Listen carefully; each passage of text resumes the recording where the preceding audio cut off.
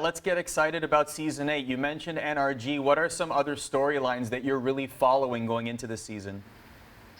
For North America and Europe, overall, like I said, bunch of roster changes. A lot of teams kind of created a domino effect. One player changes, and that forces all the other level of talent to kind of slowly bump up, and then we feed in. So we do have the rival series as well, the RLRS, and it is our sister league that basically promotes teams into the RLCS to keep feeding new talent. And we have two new teams that basically broke the barriers on both North America and Europe. And now we're seeing a bunch of new teams come in and players switching left and right.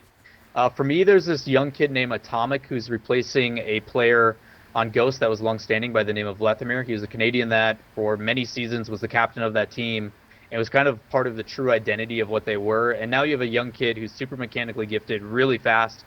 I've had the pleasure of being able to host multiple tournaments that he's played in and won both of them that he's played in with two random teammates. So my eyes are on him. He's going to need to have a big impact for his team. It's just a matter of if they're going to enable him to play at that level.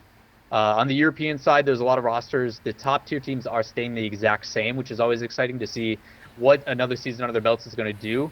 But it's hard not to talk about all the major roster changes. Big names like Alpha. Alpha is a player that is considered and regarded as one of the best in Europe. He took MVP last season in league play.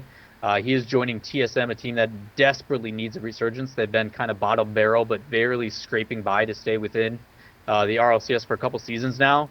Hopefully his talents can really spread through and really help out some long-standing veterans. And then another player that a lot have eyes on, his name is actually a lot.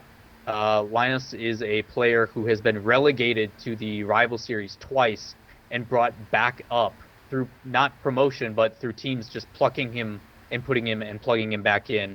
This is now his third time he's doing it, and if he doesn't do it now, I'm worried. But their offseason has looked very, very good.